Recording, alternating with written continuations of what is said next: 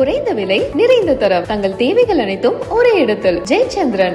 யார் எது வேண்டுமோ கற்றுக்கொள்ளட்டும், ஆனால் கட்டாயப்படுத்தாதீர்கள் என்று நடிகர் வடிவேலு கேட்டுக்கொண்டார். முதலமைச்சரின் பிறந்த நாளை ஒட்டி சென்னை சவுகார்பேட்டையில் நடைபெற்ற விழாவில் கலந்து கொண்டு பேசிய அவர், பறவைகள் விலங்குகள் கூட தங்கள் தாய்மொழியில்தான் பேசுகின்றன என்றும் மொழி விவகாரத்தில் யாரையும் கட்டாயப்படுத்தக்கூடாது என்றும் அவர் கூறினார்.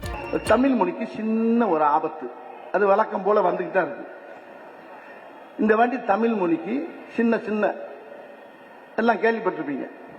நான் சொல்றேன்,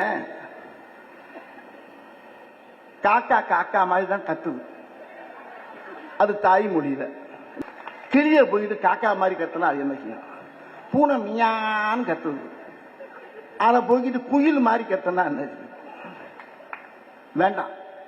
நான் ஒன்னே ஒன்று சொல்றேங்க, யாராரும் எதை கத்துக்கணுமோ கத்துக்கிட்டோம், நான் கட்டாயப்படுத்தாதீங்கயா, உன்னை கையெடுத்து கும்பிடுறேன்.